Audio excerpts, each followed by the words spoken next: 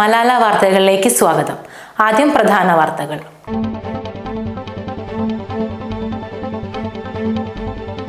വീടിന്റെ മുൻവാതിലിന് തീയിട്ട് പൂട്ട് തകർത്ത് മോഷണം നടത്തി. ആളില്ലാത്ത വീടുകൾ കണ്ടെത്തി മോഷണം നടത്തുന്നവർ നിലമ്പൂരിൽ താവളമുറപ്പിച്ചതായി സൂചന.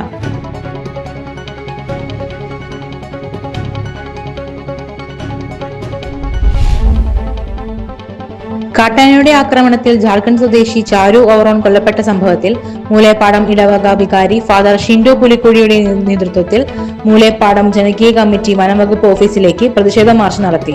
മാർച്ച് ഫാദർ ഷിൻഡോ പുലിക്കുഴി ഉദ്ഘാടനം ചെയ്തു.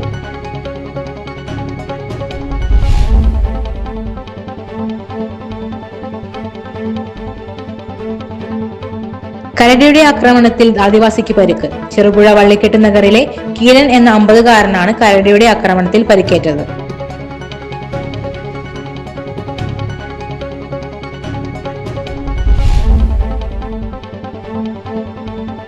യൂത്ത് ലീഗ് പ്രവർത്തകനായിരുന്ന ഓട്ടോ ഡ്രൈവർ ഒതായി പള്ളിപ്പറമ്പൻ മനാഫിനെ ഒതായി അങ്ങാടിയിൽ പട്ടാപ്പകൽ അടിച്ചും കുത്തിയും കൊലപ്പെടുത്തിയ കേസിലെ 1-ാം പ്രതി മാലങ്ങാടൻ ഷെഫീഖ് കുറ്റക്കാരനാണെന്ന് മഞ്ചേരി അഡീഷണൽ ജില്ലാ സെഷൻസ് കോടതി കണ്ടെത്തി. വിധി നാളെ പ്രഖ്യാപിക്കും.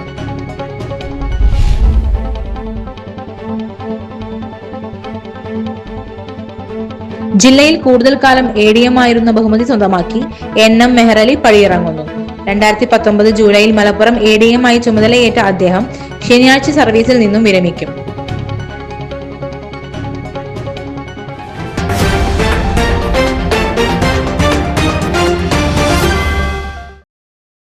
വാർത്തകൾ വിശദമായി. വീടിന്റെ മുൻവാതിലിന് തീയിട്ട് പൂട്ട് തകർത്ത് മോഷണം നടത്തി. ആളില്ലാത്ത വീടുകൾ കണ്ടെത്തി മോഷണം നടത്തുന്നവർ നിലമ്പൂരിൽ താവളം ഉറപ്പിച്ചതായി സൂചന. നിലമ്പൂരിൽ രാമൻകുത്ത് വെള്ളച്ചാലിൽ ആയിഷയുടെ വീട്ടിൽ 26-ന് രാത്രിയാണ് സംഭവം. ഒറ്റയ്ക്ക് താമസിക്കുന്ന ആയിഷ സമീപത്തെ ബന്ധുവിന്റെ വീട്ടിലാണ് രാത്രി കിടക്കുന്നത്. രാവിലെ വീട്ടിലെത്തിയപ്പോഴാണ് മുൻവാതിൽ തുറന്ന നിലയിൽ കണ്ടത്. അലമാരയിലെ സാധനങ്ങൾ വാരി വലിച്ചിട്ട് പരിശോധിച്ച നിലയിലാണ്. ടോർച്ച് 1000-ഓളം രൂപ നഷ്ടപ്പെട്ടു. ഫ്രിഡ്ജിലുണ്ടായിരുന്ന ഈത്തപ്പഴം കഴിച്ച് മോഷ്ടാവ് സ്ഥലം വിട്ടു. സമീപത്തെ വീട്ടിൽ കള്ളൻ എത്തിയതിന്റെ തെളിവ് കിട്ടി. വീട്ടിൽ ആളുണ്ടെന്ന് മനസ്സിലാക്കി മോഷണത്തിന് തുനിഞ്ഞില്ല. SI K രതീഷ് സ്ഥലത്തെത്തി തെളിവെടുപ്പ് നടത്തി. കാട്ടാനയുടെ ആക്രമണത്തിൽ ജാർഖണ്ഡ് സ്വദേശി ചാരു ഓവറോൺ കൊല്ലപ്പെട്ട സംഭവത്തിൽ മൂലേപ്പാടം ഇടവക വികാരി ഫാദർ ഷിൻഡോ പുലിക്കുഴിയുടെ നേതൃത്വത്തിൽ മൂലേപ്പാടം ജനകീയ കമ്മിറ്റി വനംവകുപ്പ് ഓഫീസിലേക്ക് പ്രതിഷേധ മാർച്ച് നടത്തി. മാർച്ച് ഫാദർ ഷിൻഡോ പുലിക്കുഴി ഉദ്ഘാടനം ചെയ്തു.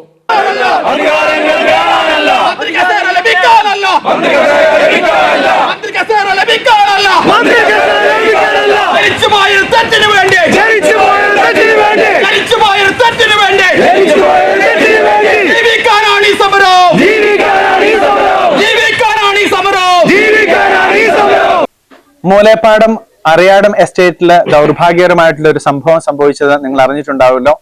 അവിടെ ജാർഖണ്ഡ് സ്വദേശിയായിട്ടുള്ള ഒരു റബ്ബർ വെട്ട് തൊഴിലാളി അതിദാരുണമായിട്ട് കാട്ടാനയുടെ ആക്രമണം മൂലം മരണപ്പെട്ട കാര്യം നിങ്ങൾ അറിഞ്ഞിട്ടുണ്ടാവും. ഈ പ്രദേശത്തെ സംബന്ധിച്ചിടത്തോളം ഞങ്ങൾക്കൊരു വേദനയാണ്. ഞങ്ങളുടെ ഒരു പ്രിയപ്പെട്ട സഹോദരൻ തന്നെയാണ് അവിടെ കൊല്ലപ്പെട്ടതെന്ന് ഞങ്ങള് മനസ്സിലാക്കുകയും ഞങ്ങള് അടിയന്തരമായിട്ടൊരു യോഗം ചേർന്നതിന്റെ പശ്ചാത്തലത്തിലാണ് ഞങ്ങളിപ്പോൾ സംസാരിക്കുന്നത്. മൂലേപ്പാടം പ്രദേശം വാസികള് ഒന്നായിട്ട് പറയുകയാണ്, കഴിഞ്ഞ പ്രാവശ്യം ഇവിടെ നിന്നും ഒരു ഇന്റർവ്യൂ കൊടുത്തപ്പോൾ എന്തെങ്കിലുമൊക്കെ സംഭവിച്ചിട്ട് നമ്മൾ സംസാരിച്ചിട്ട് കാര്യമില്ല എന്നൊരിക്കൽ പറയുകയുണ്ടായി. ഇവിടെ സംഭവിച്ചിരിക്കുകയാണ്. ഒരു സഹോദരൻ അതിദാരുണമായിട്ട് നമ്മളിലൊരാള് കൊല്ലപ്പെട്ടിരിക്കുന്നു. വനം വകുപ്പ് ഓഫീസിന് മുന്നിൽ പോലീസ് തടഞ്ഞു. കാട്ടാന ആക്രമണത്തിൽ ഒരു അതിഥി തൊഴിലാളി കൊല്ലപ്പെട്ട സംഭവം ഏറെ വേദനാജനകമാണ്. കാട്ടാനയുടെ ആക്രമണത്തിൽ ഇനി ഒരാൾ പോലും കൊല്ലപ്പെടാൻ ഇടയാകരുതെന്നും ഫാദർ ഷിൻഡോ പുലിക്കുഴിയിൽ ആവശ്യപ്പെട്ടു. മൂലേപ്പാടം ഭാഗത്തെ ജനങ്ങൾ കാട്ടാന ഭീതിയിലാണ്. വീട്ടുമുറ്റത്തിലേക്ക് പോലും ഇറങ്ങാൻ കഴിയില്ല.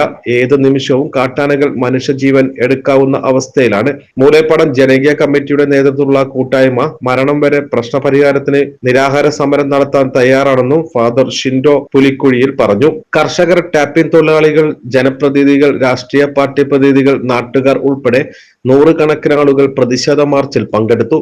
സമരത്തിന് സ്ത്രീകളുടെ വലിയ പങ്കാളിത്തവും ശ്രദ്ധേയമായി. മാർച്ചിന് ശേഷം അകമ്പാടം ഡെപ്യൂട്ടി റേഞ്ച് ഓഫീസർക്ക് നിവേദനം നൽകി. പ്രതിഷേധ മാർച്ചിന് മുന്നോടിയായി മൂലേപ്പാടം നിവാസികളുടെ യോഗം മൂലേപ്പാടം സെന്റ് ജോസഫ് ദേവാലയത്തിൽ നടന്നു. ഫാദർ ഷിൻഡോ പുലിക്കുഴിയുടെ അധ്യക്ഷതയിൽ നടന്ന യോഗത്തിൽ പ്രധാനമായി ഉയർന്ന ആവശ്യങ്ങൾ കർഷകർക്ക് കൃഷി ചെയ്യാനും വീടിനും വന്യമൃഗ ഭീതിയില്ലാതെ ജീവിക്കാനും അധികൃതർ നടപടി സ്വീകരിക്കണമെന്ന് യോഗം ആവശ്യപ്പെട്ടു. മലയോര കർഷകർക്ക് തോക്ക് ലൈസൻസ് അനുവദിക്കണം. മനുഷ്യജീവൻ എടുത്ത് കൊലയാളി കാട്ടാനയെ മയക്കുവെടി വെച്ച് ഈ ഭാഗത്തു നിന്ന് കൊണ്ടുപോകണം. വനവും കൃഷിയിടങ്ങളും വേർതിരിക്കുന്ന സ്ഥലങ്ങളിൽ സോളാർ വൈദ്യുതി വേലി സ്ഥാപിക്കുക തുടങ്ങിയ ആവശ്യങ്ങളും യോഗത്തിൽ ഉയർന്നു. പ്രശ്ന പരിഹാരമായില്ലെങ്കിൽ ശക്തമായ സമര പരിപാടികളുമായി മുന്നോട്ടു പോകാൻ ജനകീയ കമ്മിറ്റിയും രൂപീകരിച്ചു. കരടിയുടെ ആക്രമണത്തിൽ ആദിവാസിക്ക് പരിക്ക്. ചെറുപുഴ വള്ളിക്കെട്ട് നഗറിലെ കിരൺ എന്ന 50-കാരനാണ് കരടിയുടെ ആക്രമണത്തിൽ പരിക്കേറ്റത്. ഇന്ന് രാവിലെ 11 മണിയോടെ നെടുങ്കായം വനം മേഖലയിൽ പച്ചമരുന്ന് ശേഖരിക്കുന്നതിനിടയിൽ കുറ്റിക്കാട്ടിൽ ഒളിച്ചിരുന്ന കരടി കീരനെ ആക്രമിക്കുകയായിരുന്നു. കരടിയും കീരനും തമ്മിലുള്ള മൽപ്പിടുത്തത്തിനിടയിൽ കരടി കീരന്റെ തുടയ്ക്ക് കടിച്ച് പരിക്കേൽപ്പിച്ചു. കീരന്റെ ഭാര്യ ഇന്ദിര, അനുജത്തി ബാലാമണി എന്നിവരും സമീപത്തുണ്ടായിരുന്നു. കീരന്റെ കരച്ചിൽ കേട്ട് ഇവർ ഓടിയെത്തിയതോടെ കരടി പിടിവിട്ട് കാട്ടിലേക്ക് ഓടി മറഞ്ഞു. ഞങ്ങൾ പച്ചമരുന്ന് എടുക്കാൻ പോയതാണ്. പച്ചമരുന്ന് പകുതിയോട് നിന്നതിൻ്റെ ഇടയിൽ മൂപ്പര് ഞങ്ങളോട് പറഞ്ഞു, നിങ്ങൾ ഈ ഭാഗത്ത് നിന്ന് ഞാൻ ഈ സൈഡിൽ ഞങ്ങൾ ഒരു കാടുണ്ട്, ചെറിയൊരു അപ്പം കൊണ്ടുണ്ടായിരുന്നു. ആ കൊണ്ടിട്ട് മറവിൽ മൂപ്പര് പോയി പച്ചമരുന്ന് പറഞ്ഞു. ഞങ്ങൾ നോക്കിയ തമ്മിൽ കാണില്ല. അങ്ങനെ നിന്ന് അതിൻ്റെ ഉള്ളിൽ നിന്ന് കരടി വടിച്ചുണ്ടാക്കിയപ്പോൾ ഞങ്ങളോട് പറഞ്ഞു, അങ്ങനെ ചേച്ചി പറഞ്ഞു മാർക്ക് പറഞ്ഞു വരുന്നുണ്ട്. അത് പറഞ്ഞ് ഞങ്ങളോട് ഞാൻ ചേച്ചി മരത്തിന് മാറി ചെയ്തു. മുതച്ചനെ ഒച്ച ഉണ്ടാക്കുന്നുണ്ട്. അപ്പോൾ ഒച്ച ഉണ്ടാക്കി ഞങ്ങൾ വെച്ചാൽ എപ്പോഴും അങ്ങനെ ഓടിക്കാറുണ്ട് പറഞ്ഞൊക്കെ വരുമ്പോൾ അങ്ങനെ ഓടിക്കാനായിട്ടാണ് ചോദിച്ചു. ഞങ്ങൾ പിന്നെയാണ് പറഞ്ഞപ്പോൾ അത് പോയി കരടി പോയപ്പോൾ പറഞ്ഞ എന്നെ കരടി കടിച്ചിരുന്നു പറഞ്ഞു. വേഗം വരും ഞങ്ങൾ അതിലൊക്കെ തെറ്റ് കാണല്ലോ. പിന്നെ ഞാൻ പറഞ്ഞില്ല അങ്ങോട്ട് പോയി വെക്കുന്നു പറഞ്ഞ് ഞങ്ങൾ നിന്ന വാക്കിൽ പോയപ്പോൾ കിടന്നു. അപ്പോൾ കടന്നപ്പോൾ കരടി പോയിക്കുന്നു. ഞങ്ങൾ എവിടെ കടിച്ചത് പറഞ്ഞു. അപ്പോൾ തൊടൻ്റെ ഇവിടെ ഈ ഭാഗം നല്ലുമ്പോൾ ഉപയോഗിക്കും. പിന്നെ അവിടെ നിന്ന് എണീറ്റ് വരാൻ വയ്യ. ഞങ്ങളെ കാട്ടിൽ ഞാനും ചേച്ചി താനും കുട്ടിയായിട്ട് പോയത് സൈഡിനൊക്കെ ആക്കിയിട്ട് പിന്നെ ഞാൻ പറഞ്ഞ മൊബൈലിൽ ആരും ഉപയോഗിക്കും. ആരും വിളിച്ച് കിട്ടില്ല. അപ്പോൾ ഞാനിത് പറ്റില്ല. 10 ദിവസം ആദ്യം വീട്ടിൽ പറഞ്ഞു വരാൻ പറഞ്ഞു. അങ്ങനെ സ്വാമി പറഞ്ഞു.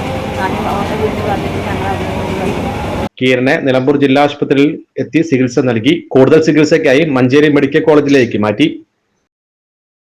യൂത്ത് ലീഗ് പ്രവർത്തകനായിരുന്ന ഓട്ടോ ഡ്രൈവർ ഒതായി പള്ളിപ്പറമ്പൻ മനാഫിനെ ഒതായി അങ്ങാടിയിൽ പട്ടാപ്പകൽ അടിച്ചും കുത്തിയും കൊലപ്പെടുത്തിയ കേസിലെ 1-ാം പ്രതി മാലങ്ങാടൻ ഷെഫീഖ് കുറ്റക്കാരനാണെന്ന് മഞ്ചേരി അഡീഷണൽ ജില്ലാ സെഷൻസ് കോടതി ജഡ്ജ് AV ടെല്ലസ് കണ്ടെത്തി. IPC 302 വകുപ്പ് പ്രകാരം കൊലപാതക കുറ്റമാണ് തെളിഞ്ഞത്. വിധി നാളെ പ്രഖ്യാപിക്കും. ഒതായിലെ മനാഫ് വധക്കേസിലെ 1-ാം പ്രതി ഷെരീഫ് കുറ്റക്കാരനാണെന്ന് കോടതി കണ്ടെത്തിയിട്ടുണ്ട്. ഷെഫീഖ് കുറ്റക്കാരനാണെന്ന് കണ്ടെത്തിയിട്ടുണ്ട്.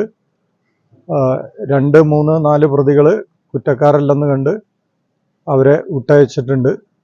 ശിക്ഷ കോടതി നാളെ പറയും. കേസ് നാളത്തേക്ക് വെച്ചിട്ടുണ്ട്.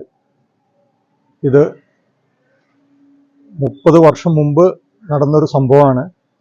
30 വർഷം പ്രതികൾക്ക് ശിക്ഷ വാങ്ങിക്കൊടുക്കുന്നതിന് വേണ്ടി കുടുംബം നടത്തിയ ഒരു സമാനതകളില്ലാത്ത പോരാട്ടമാണ്.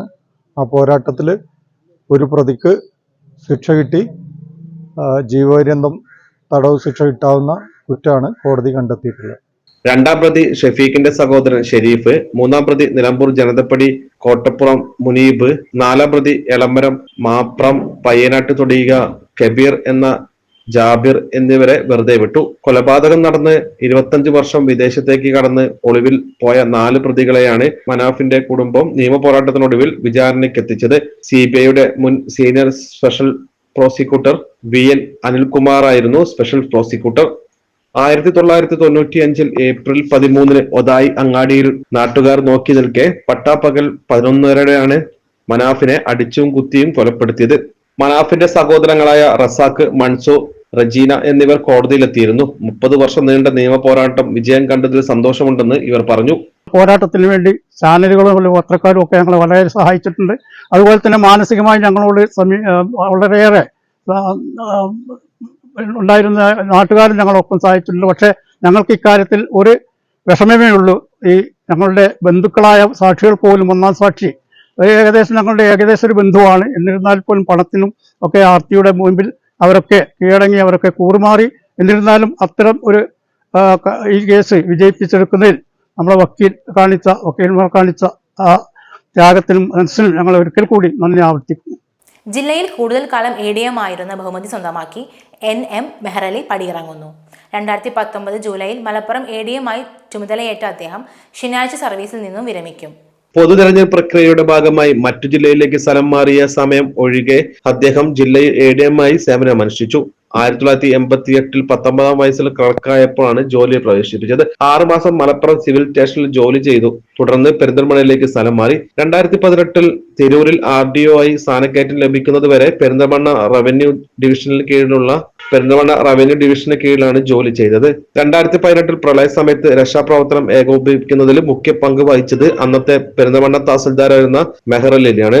നിലമ്പൂർ താലൂക്കിന്റെ അധിക ചുമതലയും അദ്ദേഹത്തിനുണ്ടായിരുന്നു. സ്ഥലത്ത് ക്യാമ്പ് ചെയ്താണ് അദ്ദേഹം പ്രവർത്തനങ്ങൾ ഏകോപിപ്പിച്ചത്. 2019 പ്രളയ സമയത്ത് അദ്ദേഹം പ്രവർത്തനങ്ങൾ ഏകോപിപ്പിച്ചു. കരിപ്പൂർ ദുരന്തമുണ്ടായ സമയത്തും മെഹ്റലിയായിരുന്നു ADM. നിയമസഭാ തെരഞ്ഞെടുപ്പിന്റെ ഭാഗമായി പാലക്കാട്ടേക്ക് സ്ഥലം മാറിയ സമയത്താണ് കൊറോണയുടെ 2ാം തരംഗമുണ്ടായത്. പെരിന്തൽമണ്ണ കക്കുത്ത് സ്വദേശിയാണ് അദ്ദേഹം. നിലമ്പൂർ റോട്ടറി ക്ലബിന്റെ നേതൃത്വത്തിൽ റൂഫ് പദ്ധതി പ്രകാരം സ്ഥലവും വീടും നൽകി. Rotary district governor RTN Brijosh Manuel വീടിന്റെ ഗുണഭോക്താവായ മജീദിന് താക്കോൽ ദാനം നിർവഹിച്ചു.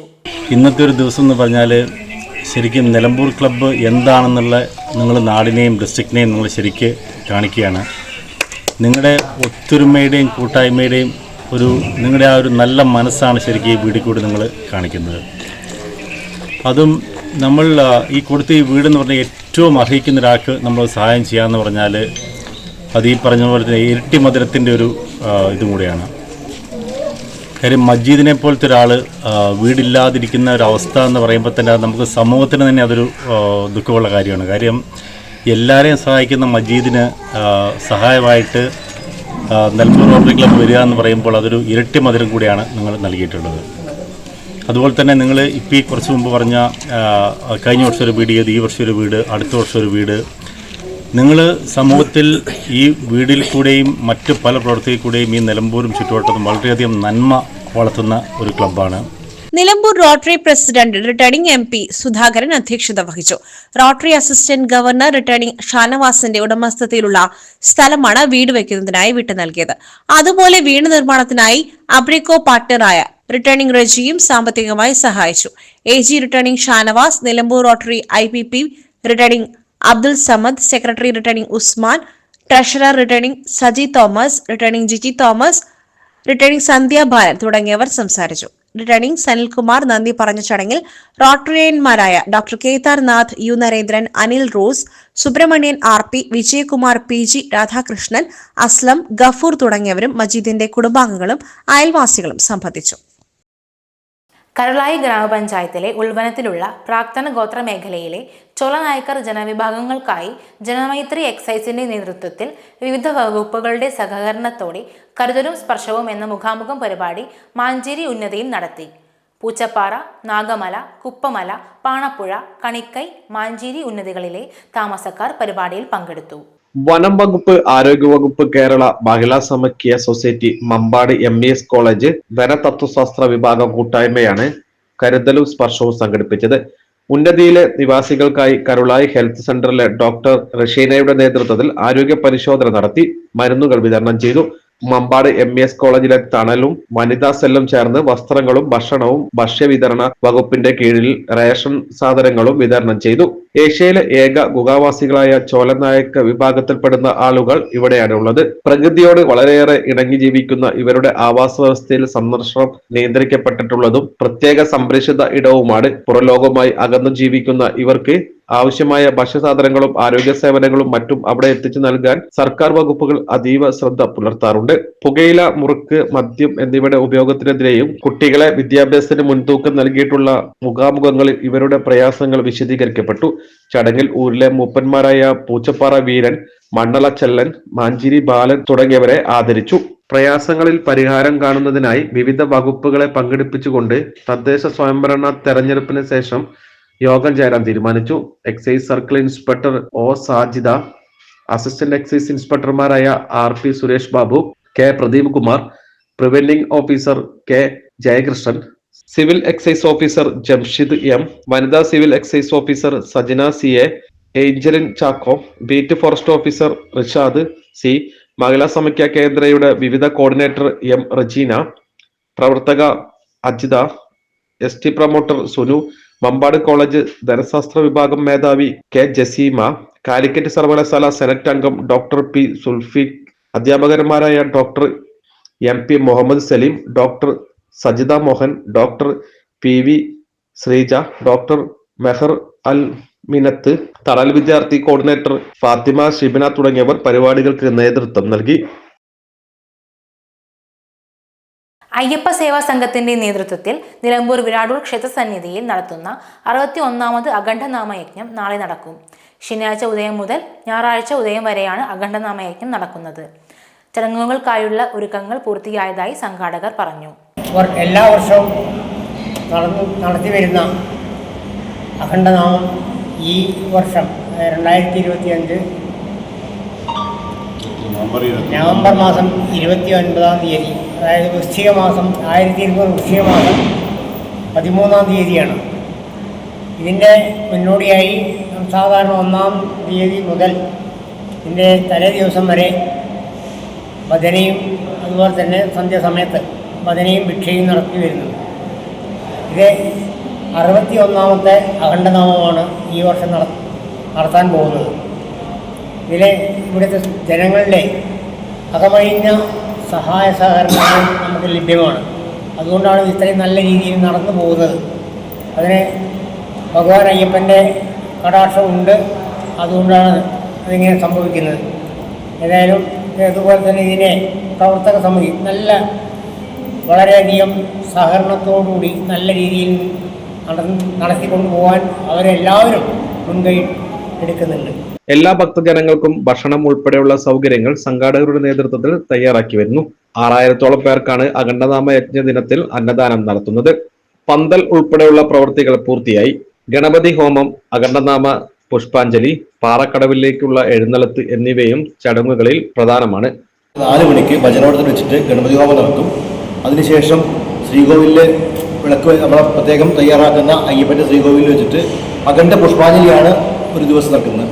24 മണിക്കൂർ നാളെ ഉദയം മുതൽ മറ്റന്നാൾ ഉദയം വരെ ആണ് അഖണ്ഡ പുഷ്പാഞ്ജലിയായിട്ടാണ് നിലമ്പൂരിൽ നടക്കുന്നത്. അത് കഴിഞ്ഞാൽ നമ്മൾ പാറക്കടവിലേക്ക് എഴുന്നള്ളത്തുണ്ട്. അത് കഴിഞ്ഞ് അവിടുന്ന് ശുദ്ധിയാക്കി തിരിച്ചു വന്ന് എഴുന്നള്ളത്ത് കഴിഞ്ഞാൽ മാത്രമേ മറ്റന്നാൾ രാവിലെ ഈ അഖണ്ഡനാമയജ്ഞം അവസാനിക്കുകയുള്ളൂ. നിലമ്പൂരിലെ അഖണ്ഡ പുഷ്പാഞ്ജലി എന്നുള്ളത് പ്രത്യേകം എടുത്തു പറയേണ്ട കാര്യമാണ്. Ayyappa Seva Sangham president TN Rajendra Varma, vice president PA Vijayakumar, secretary KK Ramanathan, treasurer KP Ramachandran, joint സെക്രട്ടറിമാരായ K കൃഷ്ണചന്ദ്രൻ, K പ്രകാശ് എന്നിവരുടെ നേതൃത്വത്തിലാണ് ഒരുക്കങ്ങൾ നടത്തുന്നത്. 6:30 നമ്മൾ അഖണ്ഡനാമ യജ്ഞം തുടങ്ങും. അതിനു മുന്നേ ഒരു 10 മിനിറ്റ് നേരം ഒരു ഭക്തി പ്രഭാഷണം. ഇത് എല്ലാ വർഷവും നമ്മൾ ചെയ്യുന്ന അതേമാതിരി തന്നെയാണ്. അതിനൊന്നൊരു മാറ്റം വന്നിട്ടില്ല. ഭക്തി പ്രഭാഷണം ചെയ്യുന്ന ആള് ജയപ്രകാശ് സാറെ നമ്മൾ വിളിച്ചിട്ടുണ്ട്. ഇവിടുത്തെ EFO ആണ്. അദ്ദേഹത്തെ വിളിച്ചിട്ടുണ്ട്. അദ്ദേഹം വരാമെന്ന് പറഞ്ഞിട്ടുണ്ട്. അതിനുശേഷം 6:30 തന്നെ നമ്മൾ അഖണ്ഡനാമ യജ്ഞം തുടങ്ങും.